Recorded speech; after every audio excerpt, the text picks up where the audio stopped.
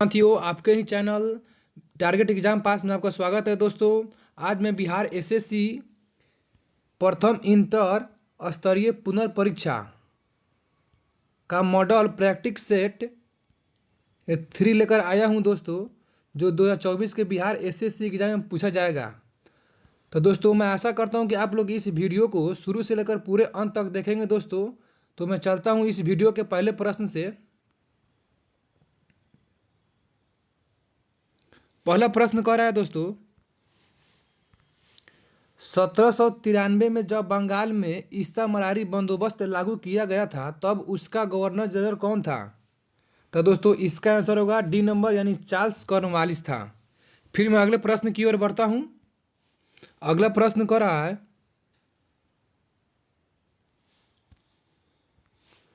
पश्चिम हिमालय में बौद्ध शिक्षा का सबसे बड़ा केंद्र की गोम्पा राज्य संघ राज्य क्षेत्र में स्थित है। तो दोस्तों, इसका आंसर होगा आपका सी नंबर, यानी हिमाचल प्रदेश में स्थित है। दोस्तों, मैं जितने भी क्वेश्चन कराऊंगा दोस्तों, वह बहुत ही इंपॉर्टेंट है दोस्तों, जो बिहार एसएससी के लिए पूछे जाएंगे दोस्तों। फिर मैं अगले प्रश्न की ओर बढ़ता हूं। अगला प्रश्न कर रहा है, किस भारतीय स्वतंत्रता सेनानी को भारत का बिस्मार्क भी कहा जाता है? यह क्वेश्चन दोस्तों बहुत ही इंपॉर्टेंट है दोस्तों। तो दोस्तों, इसका आंसर होगा डी नंबर, यानी सरदार वल्लभ भाई पटेल को। फिर मैं अगले प्रश्न की ओर बढ़ता हूं। अगला प्रश्न कर रहा है, रामेश्वरम किस राज्य का हिस्सा है? बताइए दोस्तों। तो दोस्तों, इसका आंसर होगा सी नंबर, यानी तमिलनाडु का हिस्सा है रामेश्वरम।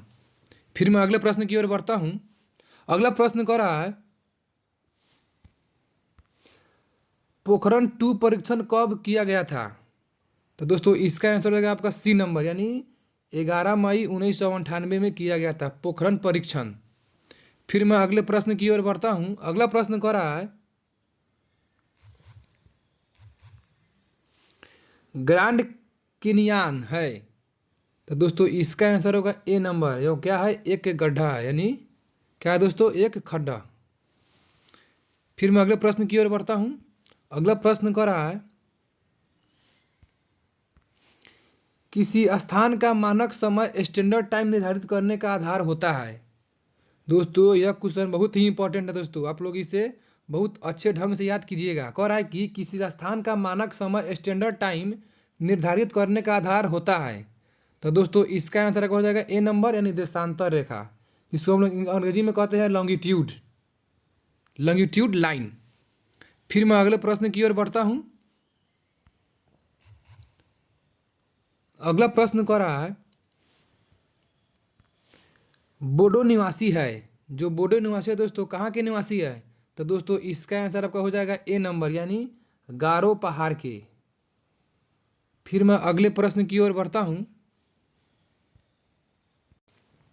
अगला प्रश्न कह रहा है दोस्तों, पनामा नहर जोड़ती है, पनामा नहर जोड़ती है। तो दोस्तों, इसका आंसर होगा बी नंबर, यानी प्रशांत महासागर एवं अटलांटिक महासागर को पनामा नहर जोड़ती है। दोस्तों, यह भी क्वेश्चन दोस्तों बहुत ही इंपॉर्टेंट है।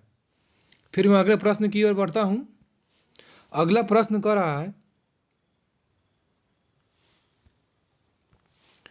माउंट एटना है। बताइए दोस्तों, माउंट एटना ये क्या है? तो दोस्तों, इसका आंसर होगा सी नंबर, एक ज्वालामुखी है दोस्तों। फिर मैं अगले प्रश्न की ओर बढ़ता हूं। अगला प्रश्न कर रहा है, हिमालय का पर्वत पदीय प्रदेश जिसे हम लोग फुट हिल्स रीजन है। बताइए दोस्तों। तो दोस्तों, इसका आंसर होगा बी नंबर, यानी शिवालिका। फिर मैं अगले प्रश्न की ओर बढ़ता हूं। अगला प्रश्न कर रहा है, भारत का सबसे बड़ा रबर उत्पादक राज्य है। बताइए दोस्तों, भारत का सबसे बड़ा रबर उत्पादक राज्य कौन है दोस्तों? तो दोस्तों, इसका आंसर होगा सी नंबर, यानी भारत का सबसे बड़ा रबर उत्पादक कौन राज्य है दोस्तों? सी, यानी केरल। फिर मैं अगले प्रश्न की ओर बढ़ता हूं। अगला प्रश्न कर रहा है, आम्र वर्षा है। आम्र वर्षा क्या है दोस्तों, बताइए। तो दोस्तों, इसका आंसर होगा सी नंबर, यानी बिहार एवं बंगाल में मार्च अप्रैल में होने वाली वर्षा। फिर मैं अगले प्रश्न की ओर बढ़ता हूँ। अगला प्रश्न कर रहा है, पूर्वी घाट एवं पश्चिमी घाट का मिलन स्थल है। बताइए दोस्तों, पूर्वी घाट एवं पश्चिमी घाट का मिलन स्थल मतलब क्या कहलाता है? तो दोस्तों इसका आंसर होगा बी यानी नीलगिरी। फिर मैं अगले प्रश्न की ओर बढ़ता हूँ। अगला प्रश्न कर रहा है, भारतीय कांग्रेस के कर रहा है दोस्तों, भारतीय राष्ट्रीय कांग्रेस के संस्थापक थे। तो दोस्तों वो क्या थे एक? तो दोस्तों इसका आंसर होगा ए नंबर यानी असैनिक सेवक। क्या था दोस्तों? असैनिक सेवक। फिर मैं अगले प्रश्न की ओर बढ़ता हूँ। अगला प्रश्न कर रहा है, भगत सिंह राजगुरु तथा सुखदेव को फांसी दी गई कब? बताइए दोस्तों। तो दोस्तों इसका आंसर होगा यानी मार्च 1931 में। यह क्वेश्चन दोस्तों बहुत ही इम्पोर्टेंट है, जो बिहार एसएससी में पूछे जाएंगे दोस्तों। इसको आप लोग अच्छे ढंग से याद कर लीजिएगा दोस्तों। फिर मैं अगले प्रश्न की ओर बढ़ता हूँ। अगला प्रश्न कह रहा है दोस्तों, लंदन में माइकल ओ डायर को किसने गोली मारी थी? यह भी क्वेश्चन दोस्तों बहुत ही इंपॉर्टेंट है। कह रहा है कि लंदन में माइकल ओ डायर को किसने गोली मारी थी? तो दोस्तों इसका आंसर होगा डी नंबर यानी उधम सिंह ने लंदन में जाकर दोस्तों माइकल ओ डायर को गोली मार दिया था। फिर मैं अगले प्रश्न की ओर बढ़ता हूँ। अगला प्रश्न कर रहा है, स्वराज पार्टी का गठन की असफलता के बाद हुआ। तो दोस्तों इसका आंसर होगा आपका ए नंबर यानी असहयोग आंदोलन हुआ दोस्तों। फिर मैं अगले प्रश्न की ओर बढ़ता हूँ। अगला प्रश्न कर रहा है दोस्तों, किस राज्य में बौद्ध धर्मावलंबी दूसरे नंबर पर है? तो दोस्तों इसका आंसर होगा आपका सी नंबर यानी अरुणाचल प्रदेश। फिर मैं अगले प्रश्न की ओर बढ़ता हूँ। अगला प्रश्न कर रहा है, अखिल भारतीय खिलाफत सम्मेलन में 1919 में हुआ, उसका अध्यक्ष किसे चुना गया था? तो दोस्तों इसका आंसर होगा ए नंबर यानी महात्मा गांधी को चुना गया था। फिर मैं अगले प्रश्न की ओर बढ़ता हूँ। अगला प्रश्न कर रहा है, 1908 में बाल गंगाधर तिलक को जेल हुई। बताइए दोस्तों इसका आंसर होगा बी नंबर यानी 6 वर्ष की। फिर मैं अगले प्रश्न की ओर बढ़ता हूँ। अगला प्रश्न कर रहा है, गोदान किसकी रचना है दोस्तों? बताइए गोदान किसकी रचना है? तो दोस्तों इसका आंसर होगा बी नंबर यानी प्रेमचंद्र की रचना है। फिर मैं अगले प्रश्न की ओर बढ़ता हूँ। अगला प्रश्न कर रहा है, पैसेज टू इंडिया के लेखक कौन है? पैसेज टू इंडिया के लेखक कौन है दोस्तों? तो दोस्तों इसका आंसर हो जाएगा आपका C number E M faster. फिर मैं अगले प्रश्न की ओर बढ़ता हूँ। अगला प्रश्न कर रहा है, कजरी लोक नृत्य कहाँ प्रचलित है? कजरी लोक नृत्य कहाँ प्रचलित है? दोस्तों नृत्य का मतलब होता है डांस। फिर मैं तो दोस्तों इसका आंसर होगा सी यानी उत्तर प्रदेश में कजरी लोक नृत्य क्या है दोस्तों? प्रचलित है। फिर मैं अगले प्रश्न की ओर बढ़ता हूँ। अगला प्रश्न कर रहा है,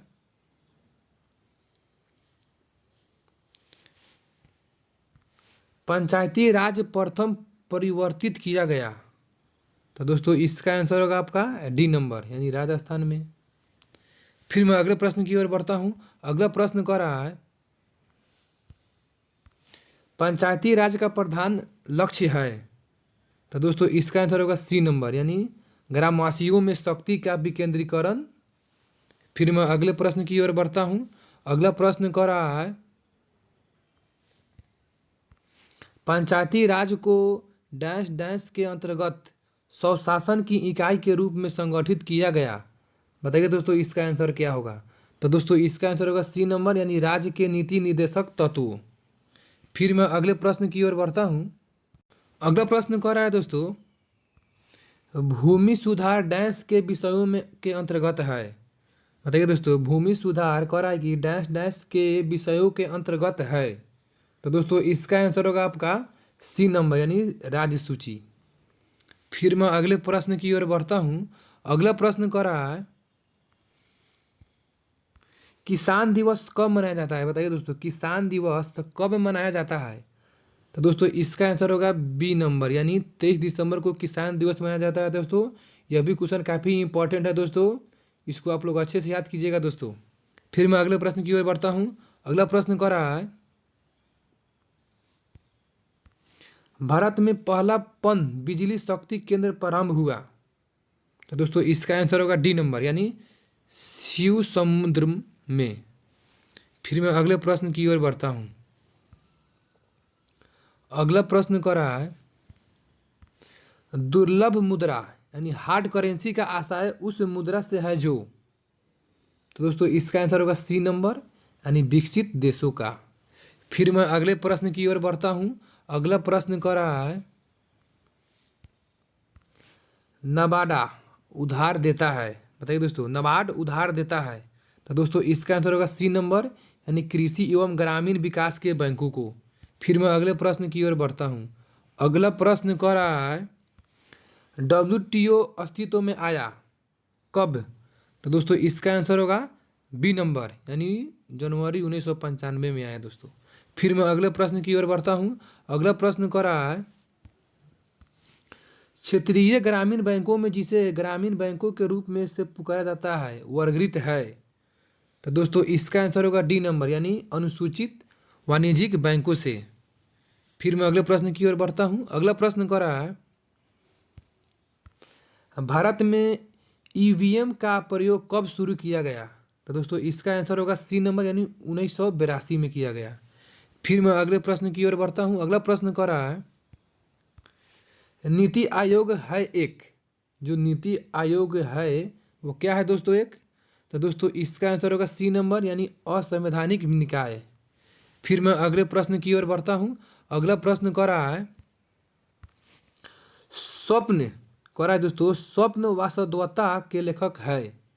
तो दोस्तों इसका आंसर होगा दोस्तों बी नंबर, यानी भास। फिर मैं अगले प्रश्न की ओर बढ़ता हूँ। अगला प्रश्न कर रहा है, राजा खारवेल का नाम जुड़ा है। बताइए दोस्तों इसका आंसर क्या होगा? तो दोस्तों इसका आंसर होगा दोस्तों सी नंबर। सी नंबर होगा दोस्तों, कह रहा है कि हाथी गुफा लेख के साथ। फिर मैं अगले प्रश्न की ओर बढ़ता हूँ। अगला प्रश्न कह रहा है,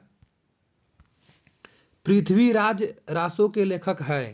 पृथ्वीराज रासो के लेखक कौन है दोस्तों? तो दोस्तों इसका आंसर होगा डी नंबर, यानी चंद बरदाई। चंद बरदाई। फिर मैं अगले प्रश्न की ओर बढ़ता हूँ। अगला प्रश्न कह रहा है,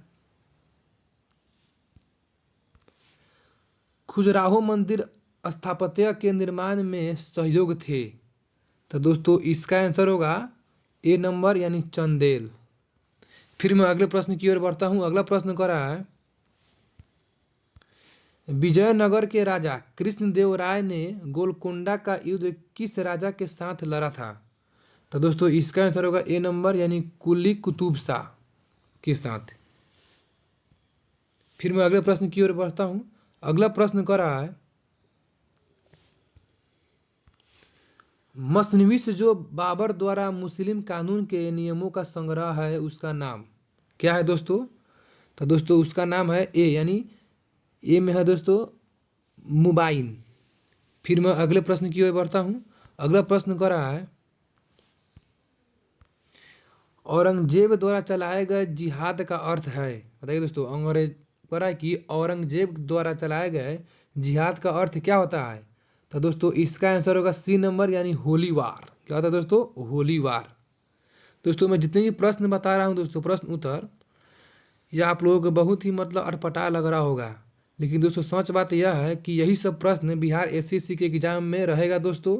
इसलिए आप लोग इस वीडियो से भागिएगा नहीं दोस्तों। यह बहुत ही इंपॉर्टेंट वीडियो चल रहा है दोस्तों, जो आपके लिए बिहार एसएससी के लिए बहुत ही महत्वपूर्ण है दोस्तों। फिर मैं अगले प्रश्न की ओर बढ़ता हूँ। अगला प्रश्न कर रहा है, इंडियन बीन्स फ्रीडम के लेखक कौन है? तो दोस्तों इसका आंसर होगा डी नंबर, यानी इनमें से कोई नहीं दोस्तों। फिर मैं अगले प्रश्न की ओर बढ़ता हूँ। अगला प्रश्न कर रहा है, 1921 के मोपला आंदोलन जो शाखा थी। बताइए दोस्तों इसका आंसर क्या होगा? तो दोस्तों इसका आंसर होगा ए नंबर, यानी खिलाफत आंदोलन की। फिर मैं अगले प्रश्न की ओर बढ़ता हूँ। अगला प्रश्न कर रहा है 6 जुलाई 1942 में वर्धा में महात्मा गांधी ने कांग्रेस की कार्यकारी समिति में अपने भारत छोड़ो आंदोलन की चर्चा की, तब उस समिति के अध्यक्ष थे। कह रहा है कि तब उस समिति के अध्यक्ष कौन थे? तो दोस्तों इसका आंसर होगा बी नंबर, यानी मौलाना अब्दुल कलाम आज़ाद थे दोस्तों। यह भी क्वेश्चन बहुत ही इंपॉर्टेंट है दोस्तों, जिसको हम लोग VVI बोल सकते हैं। फिर मैं अगले प्रश्न की ओर बढ़ता हूँ। अगला प्रश्न कर रहा है फ्रंटियर गांधी का असली नाम है, बताइए दोस्तों फ्रंटियर गांधी का असली नाम क्या है दोस्तों? तो दोस्तों इसका आंसर हो जाएगा सी नंबर, यानी अब्दुल गफ्फार खान। फिर मैं अगले प्रश्न की ओर बढ़ता हूँ। अगला प्रश्न कर रहा है अगस्त 1923 के बनारस हिंदू महासभा के अधिवेशन की अध्यक्षता की, बताइए दोस्तों किसने की? तो दोस्तों इसका आंसर होगा ए नंबर, यानी स्वामी श्रद्धानंद ने की थी दोस्तों। फिर मैं अगले प्रश्न की ओर बढ़ता हूँ। अगला प्रश्न कर रहा है दोस्तों दयानंद सरस्वती द्वारा स्थापित है, दयानंद सरस्वती द्वारा क्या स्थापित है दोस्तों? तो आर्य समाज की मतलब स्थापना दयानंद सरस्वती ने की थी दोस्तों। यह भी क्वेश्चन बहुत ही इंपॉर्टेंट है दोस्तों। जितने भी मैं क्वेश्चन बता रहा हूँ दोस्तों, ये बहुत ही इंपॉर्टेंट है। फिर मैं अगले प्रश्न की ओर बढ़ता हूँ। अगला प्रश्न कर रहा है उपन्यास दुर्ग सन नंदिनी के लेखक है, तो दोस्तों इसका आंसर हो जाएगा आपका डी नंबर, यानी बंकिम चंद्र चटर्जी। फिर मैं अगले प्रश्न की ओर बढ़ता हूँ। अगला प्रश्न कर रहा है पुरुष जीन संगठन यानी जेनेटिक कॉन्स्टिट्यूशन ऑफ मैन होता है, यानी पुरुष जीन संगठन जेनेटिक कॉन्स्टिट्यूशन ऑफ मैन होता है दोस्तों, बताइए। तो दोस्तों इसका आंसर होगा बी नंबर, यानी पुरुष में एक्स और वाई दोनों पाया जाता है दोस्तों। यह बायोलॉजी का क्वेश्चन है दोस्तों, मस्ट इंपॉर्टेंट है दोस्तों। इसको आप लोग याद कर लीजिएगा कि पुरुष में एक्स और वाई दोनों पाया जाता है दोस्तों। और दोस्तों पूछेगा अगर स्त्री में, तो स्त्री में दोस्तों एक्स एक्स पाया जाता है। फिर मैं अगले प्रश्न की ओर बढ़ता हूँ। अगला प्रश्न कर रहा है निम्न रक्त वर्ग यानी सर्वाधिक दाता यानी यूनिवर्सल डोनर होता है, बताइए दोस्तों। तो दोस्तों इसका आंसर होगा आपका बी नंबर, यानी ओ क्यों हम लोग बोलते हैं दोस्तों यूनिवर्सल डोनर, यानी सर्वाधिक दाता। फिर मैं अगले प्रश्न की ओर बढ़ता हूँ। अगला प्रश्न कर रहा है प्रकाश संश्लेषण होता है, बताइए दोस्तों प्रकाश संश्लेषण होता है, इसका आंसर क्या होगा? तो दोस्तों इसका आंसर होगा केवल दिन में, बिकॉज क्योंकि दिन में सूर्य के प्रकाश प्रेजेंट होता है यानी उपस्थित रहता है, इसलिए प्रकाश संश्लेषण केवल दिन में ही संभव है। रात में सूर्य के प्रकाश नहीं होता, इसलिए रात में दोस्तों संभव नहीं है। तो दोस्तों इस प्रश्न को दोस्तों इस क्वेश्चन से आप लोग बहुत ही ढंग से याद कीजिएगा दोस्तों कि कह रहा कि प्रकाश संश्लेषण कब होता है, तो दोस्तों यह केवल दिन में होता है, ना कि रात में होता है दोस्तों। इसका आंसर डी हो जाएगा। फिर मैं अगले प्रश्न की ओर बढ़ता हूं। अगला प्रश्न कर रहा है प्रकाश संश्लेषण के लिए कौन सी गैस आवश्यक है, प्रकाश संश्लेषण के लिए कौन सी गैस आवश्यक है? तो दोस्तों इसका आंसर हो जाएगा डी नंबर, यानी CO2, यानी जिसको हम लोग बोलते हैं कार्बन डाइऑक्साइड, यानी प्रकाश संश्लेषण के लिए CO2 गैस की आवश्यकता होती है दोस्तों। फिर मैं अगले प्रश्न की ओर बढ़ता हूँ। अगला प्रश्न कर रहा है जीव विकास को सर्वप्रथम किसने समझाया? तो दोस्तों इसका आंसर होगा डी नंबर, यानी लैमार्क ने समझाया। फिर मैं अगले प्रश्न की ओर बढ़ता हूँ। अगला प्रश्न कर रहा है प्रयोगशाला में सर्वप्रथम DNA का संश्लेषण यानी सिंथेसिस किया था किसने? तो दोस्तों इसका आंसर होगा बी नंबर, यानी खुराना ने। फिर मैं अगले प्रश्न की ओर बढ़ता हूँ। अगला प्रश्न कर रहा है 5 डिग्री फ़ारेनहाइट को केल्विन स्केल में बदलिए। तो दोस्तों इसका आंसर हो जाएगा आपका डी नंबर, यानी 258 केल्विन होगा दोस्तों। फिर मैं अगले प्रश्न की ओर बढ़ता हूँ। अगला प्रश्न कर रहा है किस धातु से बनाया मिश्र धातु यानी एलोय हवाई जहाज तथा रेल के डिब्बे में पुर्जों के काम में लिया जाता है? तो दोस्तों इसका आंसर हो जाएगा आपका सी नंबर, यानी एल्युमिनियम धातु का। फिर मैं अगले प्रश्न की ओर बढ़ता हूँ। अगला प्रश्न कर रहा है, भारत के किस राज्य में चांदी उपलब्ध होती है? तो दोस्तों इसका आंसर हो जाएगा आपका बी नंबर, यानी आंध्र प्रदेश में। फिर मैं अगले प्रश्न की ओर बढ़ता हूँ। अगला प्रश्न कर रहा है, किस गैस को अश्रु गैस की तरह काम में ले लेते हैं? बताइए दोस्तों। तो दोस्तों इसका आंसर होगा बी नंबर, यानी SO2 को। तो दोस्तों ये रहा आपका बिहार SSC का मोस्ट इम्पॉर्टेंट ऑब्जेक्टिव क्वेश्चन जो 2024 के एग्जाम में पूछा जाएगा दोस्तों। तो दोस्तों मैं आशा करता हूँ कि यह वीडियो आपको बहुत ही अच्छा लगा होगा।